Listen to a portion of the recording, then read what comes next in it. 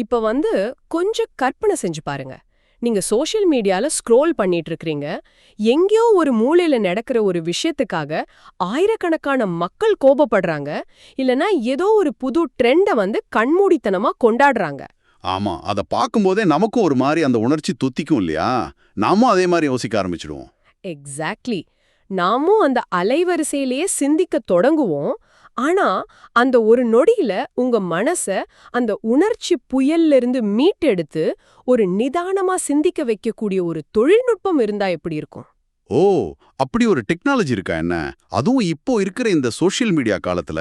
ஆக்சுவலா ஆச்சரியமா இருக்கலாம். ஆனா பல்லாயிரம் வருஷத்துக்கு முன்னாடியே வடிவமைக்கப்பட்ட அந்த தொழில்நுட்பத்தோட பேர் தான் யோகா. ஒரு நிமிஷம். கேட்ட உடனே ஒரு சின்ன முரண்பாடு தோணுது. யோகானாலே காலையில பாய விரிச்சு ஆசனங்கள் பண்றது, அப்புறம் மூச்சு பயிற்சி செய்யறது. அப்படிதானே நாம நினைச்சிட்டு இருக்கோம்? ஆமா. அதுக்கும் இந்த சமூக வலைத்தளங்கள்ல நம்ம மனசை ஆக்கிரமிக்கிற அந்த இரைச்சல்களுக்கும் என்ன சம்பந்தம்னு ஒரு கேள்வி உங்களுக்கு எழலாம். அந்த சம்பந்தத்தை ரொம்ப ஆழமா புரிஞ்சுக்க தான் இந்த டீப் டைவ் பகுதியை நாம கையில எடுத்திருக்கோம். இன்னைக்கு நம்மளோட தேடலுக்கான சோர்ஸ் ஸ்ரீமத் சுவாமி சித் பவானந்தர் எழுதின டெய்லி டிவைன் டைஜஸ்ட் அப்படிங்கிற ஒரு புத்தகம். ஓ சரி. இதுல பாத்தீங்கன்னா ஏப்ரல் 5ஆம் தேதிக்கான யோகா 4 அப்படிங்கிற தலைப்புல ஒரு பதிவு இருக்கு. ஒரு 3 பத்திகள் கொண்ட சின்ன பதிவு தான். வெறும் 3 பத்தி தானா? ஆமா. ஆனா மனித மனம் எப்படி மத்தவங்களால கையாளப்படுது, அதுல இருந்து தப்பிச்சு எப்படி சுதந்திரமா சிந்திக்கிறது அப்படிங்கறத ரொம்ப துல்லியமா இது விளக்குது.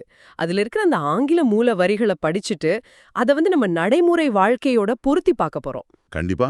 நேரடியா நம்ம அந்த முதல் பத்திக்குள்ள நுழைஞ்சிடலாமா? தாராளமா. ஏன்னா அந்த முதல் வரியே மனிதனோட அந்த அடிப்படை உளவியல்ல ரொம்ப கடுமையா விமர்சிக்கிற ஒரு வரியா தான் தொடங்குது. கரெக்ட்.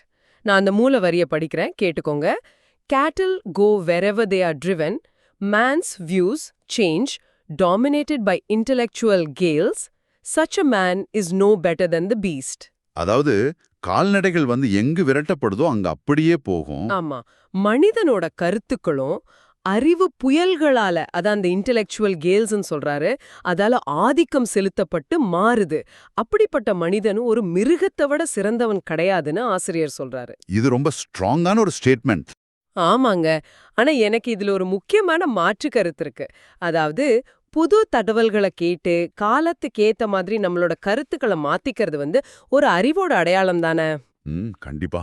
நான் புடிச்ச முயலுக்கு 3 கால்னு பிடிவாதம் பிடிக்காம கருத்தை மாத்திரவனை போய் ஏன் மிருகத்துக்கு ஒப்பிடுறாங்க?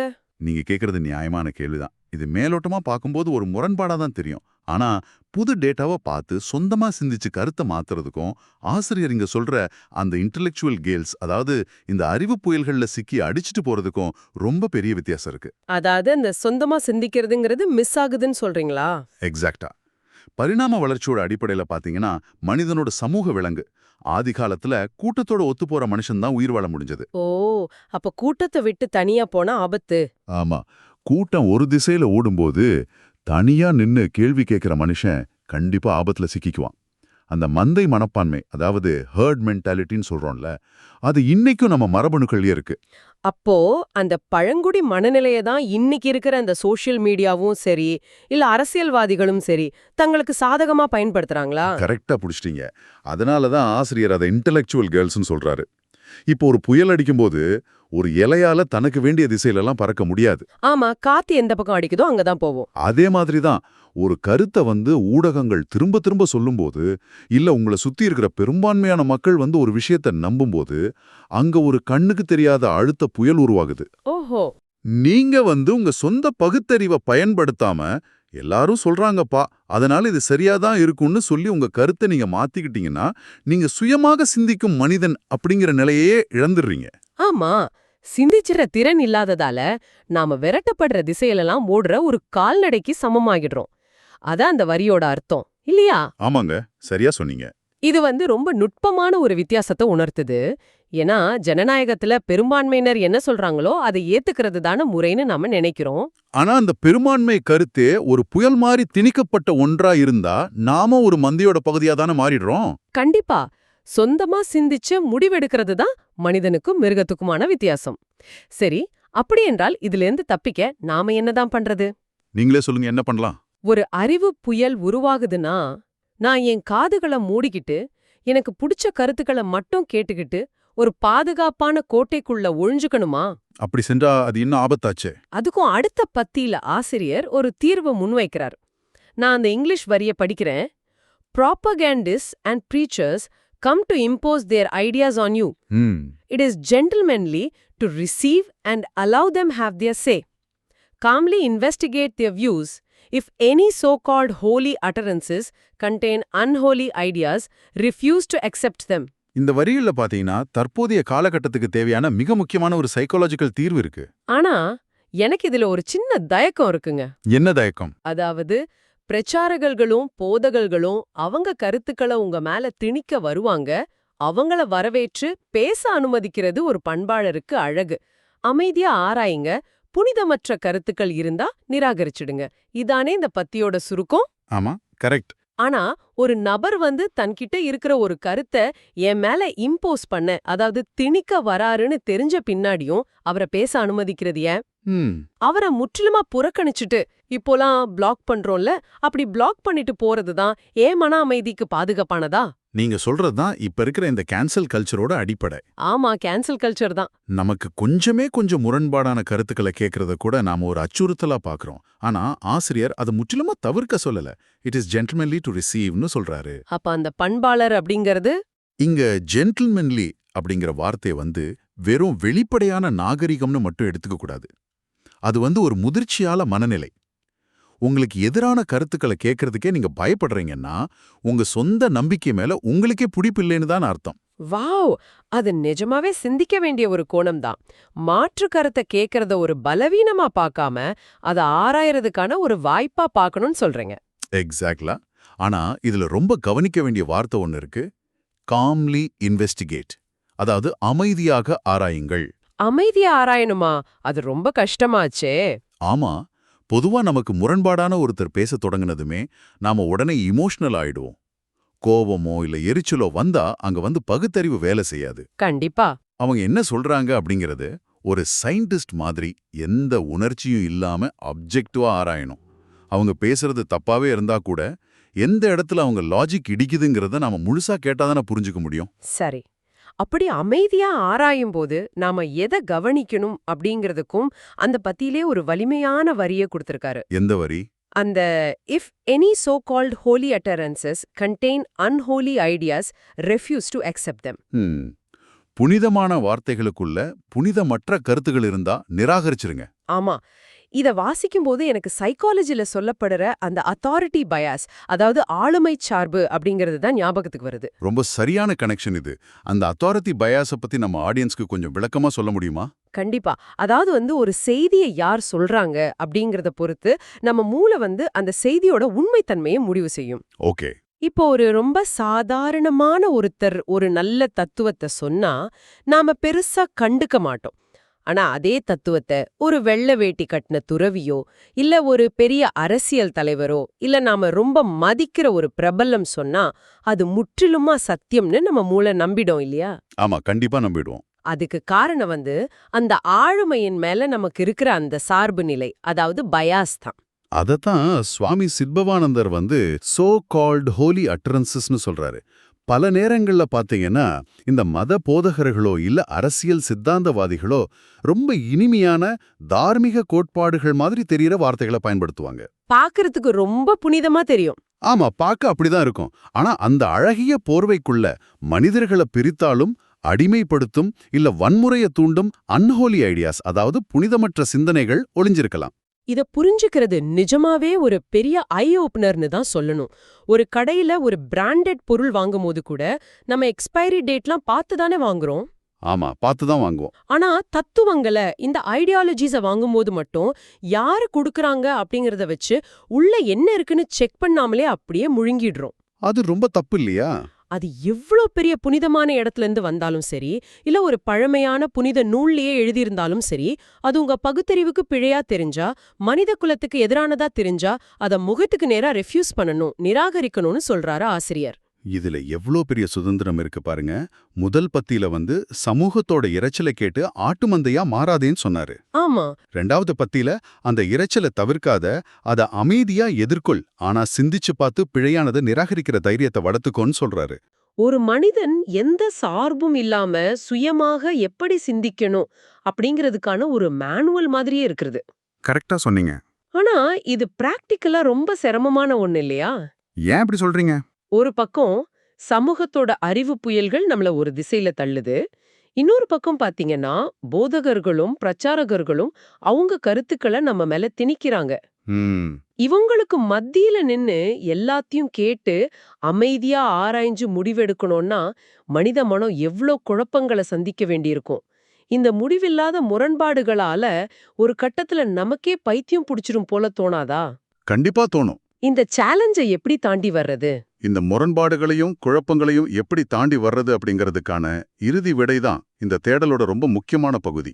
அந்த 3வது பத்திய படிச்சு பாருங்களேன்.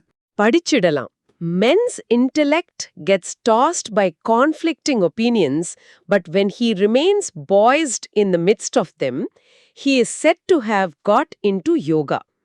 இது பகவத்கீதையில இருந்து எடுத்தது. ஆமா. அதாவது மனிதனோட புத்தி முரண்பாடான கருத்துக்களால அலைக்கழிக்கப்படுது. ஆனா அந்த முரண்பாடுகளுக்கு மத்தியிலையும் அவன் எப்போ சமநிலையில அதாவது பாய்ஸ்டா இருக்கானோ அப்போ அவன் யோகாவுல இணைஞ்சிட்டான்னு அர்த்தம். சரியா மொழிபெயர்த்தீங்க. இத படிச்சதுமே யோகா அப்படிங்கிற சொல்லுக்கான என்னோட ஒட்டுமொத்த புரிதலுமே மாறிடுச்சு. யோகாங்கிறது உடலை வளைக்கிறதோ இல்ல அமைதியான ஒரு மலை உச்சியில உட்கார்ந்து தியானம் பண்றதோ மட்டும் கிடையாது. பின்ன ஒரு போர்க்களத்தோட மையத்துல நிக்கிற மாதிரி இருக்கிற இந்த முரண்பாடான உலகத்துல மனசை எந்த குழப்பமும் இல்லாம வச்சுக்கிறது தான் பகவத்கீதை சொல்ற யோகாவா? எக்ஸாக்டா. யோகா அப்படிங்கிற வார்த்தையோட உண்மையான பரிமாணம் இதுதான். இங்க பாய்ஸ்ட் அப்படிங்கிற இங்கிலீஷ் வார்த்தைக்கான ஆழமான அர்த்தத்தை நம்ம புரிஞ்சுக்கணும். சொல்லுங்களேன், அது எப்படி புரிஞ்சுக்கிறது? இப்போ ஒரு கப்பல் புயல்ல சிக்கிக்குதுன்னு வச்சுப்போம். புயலோட வேகத்துக்கு ஏத்த மாதிரி அதுவும் இழுத்துட்டு போகப்பட்டா அது ரொம்ப ஆபத்து. ஆமா, கண்டிப்பா. அதே சமயம் நடுக்கடல்ல எல்லா பக்கத்துல இருந்தும் அலைகள் மோதும்போது நான் நகரவே மாட்டேன்னு நங்கூரமிட்டு நிக்கிறதும் ஆபத்து தான். ஓ, அப்ப என்னதான் பண்ணணும்?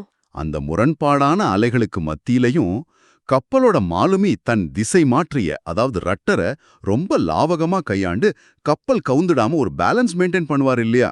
ஆமா, சரியா சொன்னீங்க. அதுதான் அந்த பாய்ஸ், அந்த சமநிலை. இது ஒரு அற்புதமான ஒப்புமை. அதாவது முரண்பாடுகளை விட்டு ஓடுறது யோகா கிடையாது. முரண்பாடுகளுக்கு மத்தியில நாம எப்படி நிக்கிறோம் அப்படிங்கிறது தான் யோகா. எக்ஸாக்ட்லா. தினசரி நம்ம வேலைகள்லயும் சரி உறவுகள்லயும் சரி எத்தனையோ முரண்பாடுகள் வருது.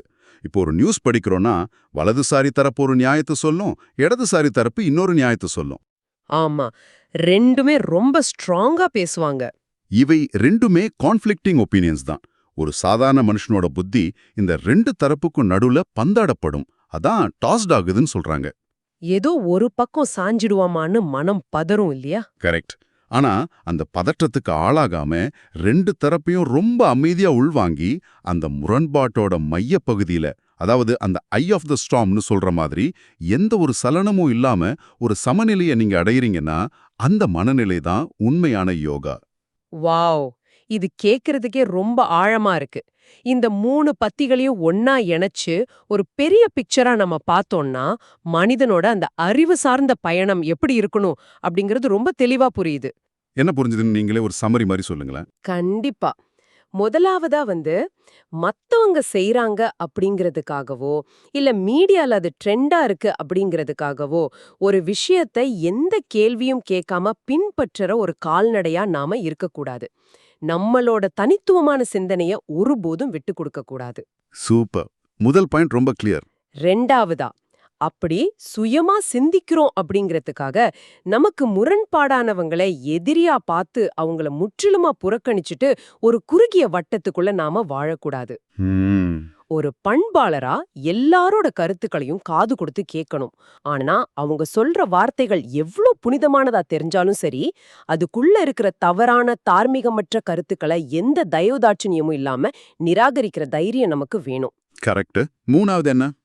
இறுதியா பாத்தீங்கன்னா, இப்படி பலதரப்பட்ட கருத்துக்களுக்கு நடுவுல நிக்கும்போது ஏற்படுற குழப்பங்களை நினைச்சு நாம பயப்படக்கூடாது. ஆமா, பேலன்ஸ்டா இருக்கணும்.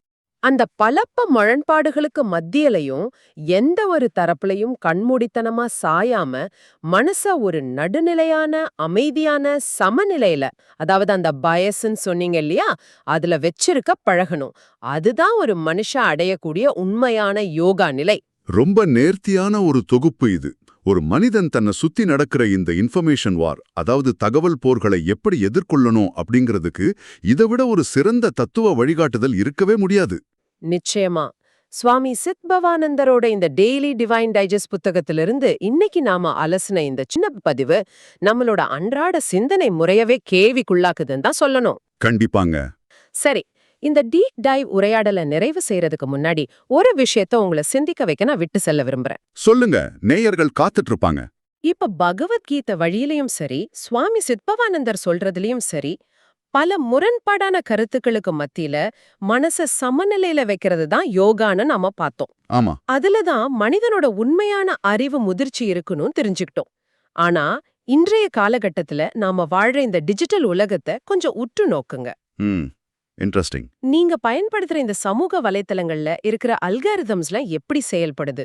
நீங்க எதை விரும்புறீங்களோ, உங்க கருத்து எதோட ஒத்து போகுதோ அந்த செய்திகளை மட்டுமே உங்களுக்கு திரும்ப திரும்ப காட்டுது. கரெக்ட். உங்களுக்கு முரண்பாடான எந்த ஒரு கருத்தும் உங்க கண்கள்ல படாதபடி அது ரொம்ப நுட்பமா மறைக்கப்படுது. எக்ஸாக்ட்லா.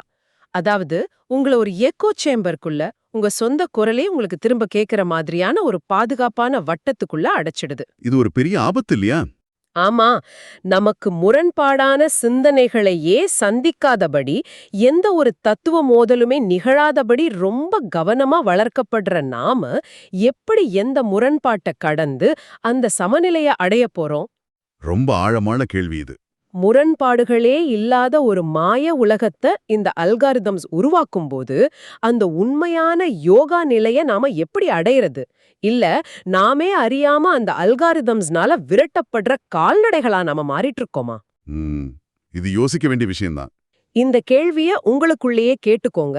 இந்த கருத்தை நீங்களே தனிப்பட்ட முறையில கொஞ்சம் ஆழமா அலசி பாருங்க. இதே போல சிந்தனைய தூண்டுற இன்னொரு சுவாரஸ்யமான ஆழமான தேடலோட அடுத்த டீப் டைவ்ல சந்திப்போம். தொடர்ந்து சிந்திப்போம். ரொம்ப நன்றி.